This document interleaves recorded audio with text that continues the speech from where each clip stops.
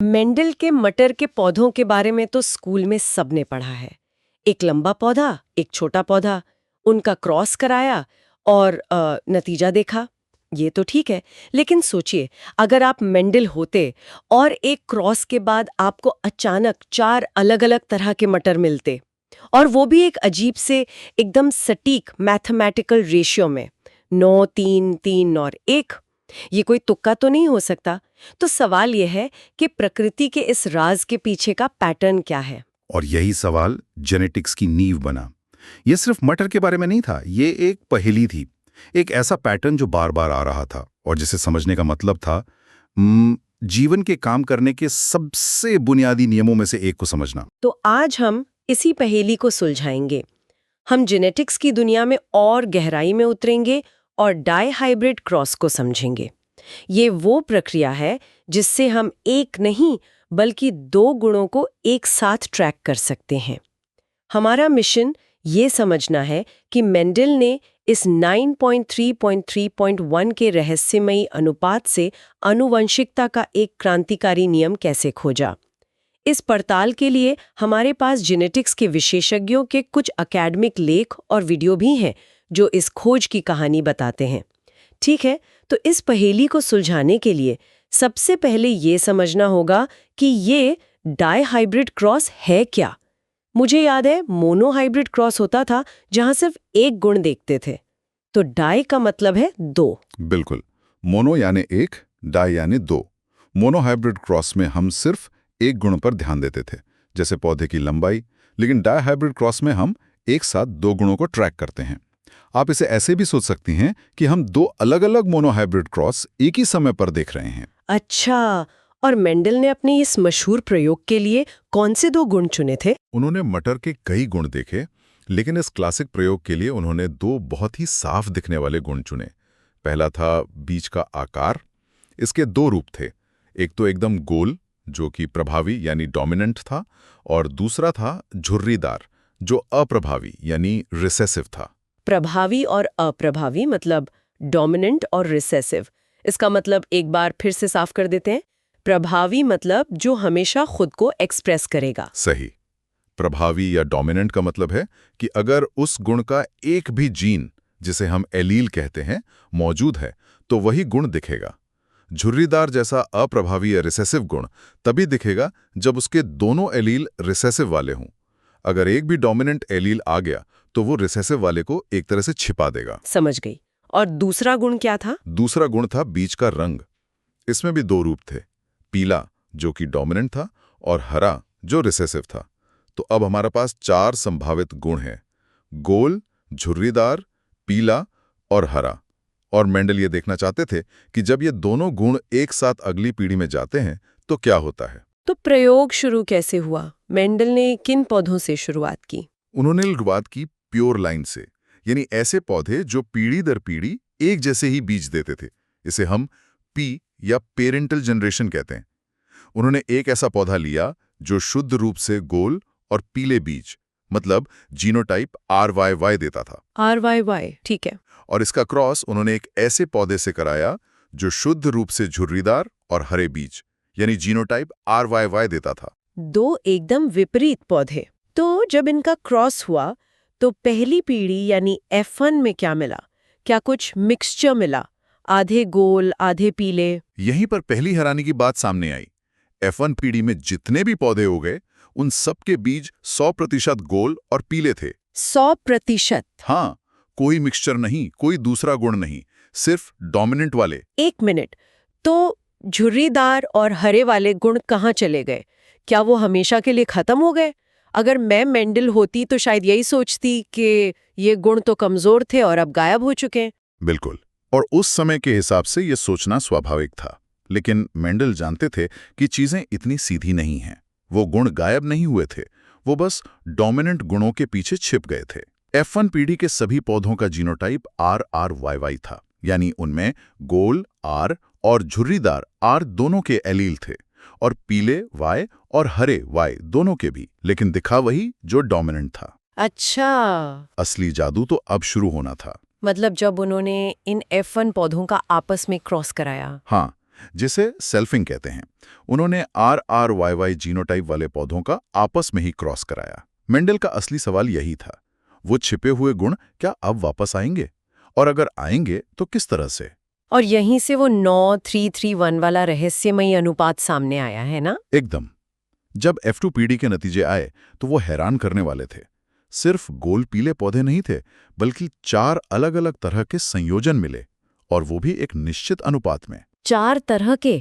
कौन-कौन से थे वो? अगर हम कुल 16 पौधे मानकर चलें, तो उनमें से सबसे ज्यादा यानी 9 पौधे गोल और पीले बीज वाले थे। 9, ठीक है। 3 पौधे गोल लेकिन हरे बीज वाले थे। गोल और हरे, ये नया कॉम्बिनेशन है? हाँ।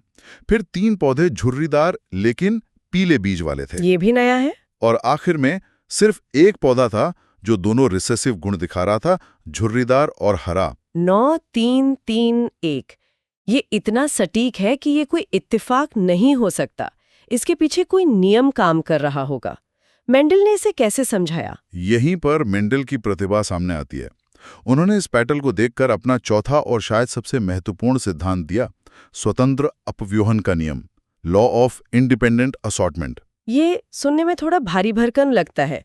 आसान भाषा में इसका क्या मतलब है? इसका बहुत सीधा सा मतलब है, बीज के आकार को कंट्रोल करने वाला जीन और बीज के रंग को कंट्रोल करने वाला जीन दोनों एक दूसरे के दोस्त नहीं हैं, वो एक दूसरे से पूरी तरह आजाद हैं। आजाद है? हाँ, जब अगली पीढ़ी में जाने की बारी आती है तो एक गुण की विरासत दूसरे को बिल्कुल भी प्रभावित नहीं करती। अच्छा, तो इसका मतलब ये हुआ कि एक बीज का गोल होना या झुर्रीदार होना इस बात पर बिल्कुल निर्भर नहीं करता कि उसका रंग पीला होगा या हरा। वो अपने अपने रास्ते जाते हैं। एकदम सही।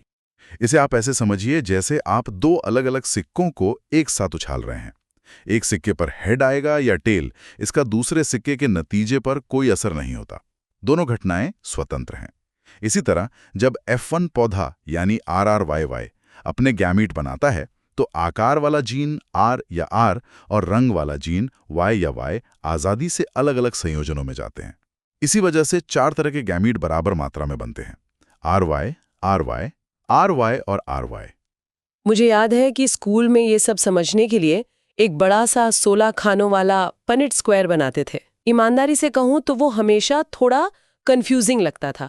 ऐसा लगता था जैसे बस एक टेबल भर रहे हैं, बिना ये समझे कि ऐसा क्यों हो रहा है। क्या इसे समझने का कोई और ज्यादा सहज तरीका है? हाँ, बिल्कुल है। और वो तरीका न सिर्फ आसान है, बल्कि ज्यादा शक्तिशाली भी है। हमें उस 16 खानों वाले जाल में उलझने की जरूरत नहीं है। जैसा मैंने शुरू में कहा था, हम डायहाइब्रिड क्रॉस को 2 अलग-अलग मोनोहाइब्रिड क्रॉस की तरह देख सकते हैं, जो बस एक ही समय पर हो रहे हैं। ओके, ये दिलचस्प है। इसे थोड़ा खोलकर समझाइए। ठीक है, चलिए इसे तोड़ते हैं।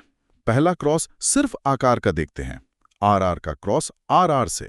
RR क्रॉस RR, ठीक है। मोनोहाइब्रिड क्रॉस से हमें इसका नतीजा पता है। 3/4 संभावना है कि बीज गोल होगा और 1/4 संभावना है कि वो झुर्रीदार होगा। 3-4 का अनुपात, हाँ। अब दूसरा क्रॉस सिर्फ रंग का देखते हैं, YY का क्रॉस YY से। इसका नतीजा भी हमें पता है। 3/4 संभावना है कि बीज पीला होगा और 1/4 संभावना है कि वो हरा होगा। ठीक है, तो हमारे पास दोनों गुणों की अलग-अलग संभावनाएं हैं। 3-4 डोमिनेंट, 1/4 रिसेसिव। अब इन दोनों को मिलाकर 9-3-3-1 तक कैसे पहुंचे का नियम कहते हैं। यह नियम कहता है कि अगर 2 घटनाएं एक दूसरे से स्वतंत्र हैं, तो उनके एक साथ होने की संभावना उनकी अलग-अलग संभावनाओं को गुणा करके निकाली जा सकती है। मतलब अगर हमें गोल और पीले बीज की संभावना निकालनी है, तो हम गोल होने की संभावना को पीले होने की संभावना से गुणा कर देंगे, यानी 4/4 गुणा 4/4। बिल्कुल। और 3/4 गुणा 3/4 होता है 9/16। 9/16। यह हमारे 9.3.31 अनुपात का पहला और सबसे बड़ा हिस्सा है। अब बाकी भी इसी तरह निकल जाएंगे। गोल और हरे की संभावना क्या होगी? 3/4 गोल गुणा 1/4 हरा, तो ये हुआ 3/16। सही। और झुर्रीदार और पीले की संभावना? 1/4 झुर्रीदार गुणा 3/4 पीले, ये भी 3/16। और आखिर में झुर्रीदार और हरे की संभावना? गुणा 14, यानी 116। 9-3-3-1। कमाल है, ये तो वही अनुपात है लेकिन बिना कोई कॉम्प्लेक्स टेबल बनाए। इसका मतलब तो ये हुआ कि ये सिर्फ एक वर्णन नहीं है बल्कि संभावना या प्रोबेबिलिटी ही वो इंजन है जो जेनेटिक्स को चला रहा है। सिस्टम में जो रैंडमनेस है वही सिस्टम है। आपने बिल्कुल सही पकड़ा। ये हमें दिखाता है कि प्रकृति के जटिल पैटर्न के पीछे अक्सर सरल गणितीय सिद्धांत होते हैं और ये तरीका बहुत शक्तिशाली है। अगर आपको 5 गुणों को एक साथ ट्रैक करना हो तो आपको 1024 खानों वाला पनेट स्क्वायर बनाने की जरूरत नहीं। आप बस संभावनाओं का गणित इस्तेमाल कर सकते हैं। हाँ, आप बस 5 अलग-अलग संभावनाओं को गुणा कर सकते हैं। तो ये सब तो बहुत दिलचस्प है, लेकिन आज की दुनिया में मेंडल के इन मटर के प्रयोगों का क्या महत्व है? ये सिर्फ इतिहास की बात तो नहीं है। नहीं, बिल्कुल नहीं। ये आज भी उतना ही प्रासंगिक है, बल्कि शायद उससे भी ज्यादा। पहली बात तो यह है कि इस स्वतंत्र अव्यूहन के नियम का एक ठोस जैविक आधार है। ये नियम इसलिए काम करता है क्योंकि जीन, जिन्हें मेंडल फैक्टर कहते थे, अलग-अलग क्रोमोसोम पर होते हैं। जब कोशिका विभाजन, जिसे मियोसिस कहते हैं, के दौरान गैमेट बनते हैं, तो क्रोमोसोम के जोड़े स्वतंत्र रूप से अलग होते हैं। इसे किसी आसान एनालॉजी से समझा सकते हैं? जरूर। मान लीजिए आपके पास ताश की 2 गड्डियां हैं। आप दोनों को अलग-अलग फेंटते हैं। पहली गड्डी से हुक्म का इक्का निकलने की संभावना का इस बात पर कोई असर नहीं पड़ता कि दूसरी गड्डी से पान की बेगम निकलेगी या नहीं। अच्छा, दोनों घटनाएं स्वतंत्र हैं। बिल्कुल। जीन भी अलग-अलग क्रोमोसोम पर मौजूद इन गड्डियों की तरह हैं। उनका इस तरह आजादी से बंटना ही जीवों में आनुवंशिक विविधता यानी जेनेटिक वेरिएशन पैदा करने का एक मुख्य कारण है। इसी वजह से भाई बहन एक जैसे नहीं दिखते। और इसका व्यावहारिक उपयोग क्या है? हम इसे कहाँ इस्तेमाल करते हैं? इसकी भविष्यवाणी करने की शक्ति बहुत जबरदस्त है। जेनेटिक काउंसलर इन्हीं नियमों का इस्तेमाल करके परिवारों में आनुवंशिक बीमारियों के पैटर्न को समझते हैं। वो ये अनुमान लगा सकते हैं कि किसी बीमारी के अगली पीढ़ी में जाने की कितनी संभावना है। लेकिन इसका सबसे बड़ा उदाहरण शायद खेती में है। सोचिए आज के मक्के के बारे में। किसानों को ऐसी किस्म चाहिए जो ज्यादा पैदावार भी दे और सूखे को भी झेल सके। ये 2 अलग-अलग गुण हैं। तो ब्रीडर्स को इन दोनों गुणों को एक साथ ट्रैक करना पड़ता है, ठीक वैसे ही जैसे मेंडल रंग और आकार को ट्रैक कर रहे थे। बिल्कुल। वो सही संयोजन पाने के लिए एक बहुत बड़ा dihybrid cross problem solve कर रहे होते हैं।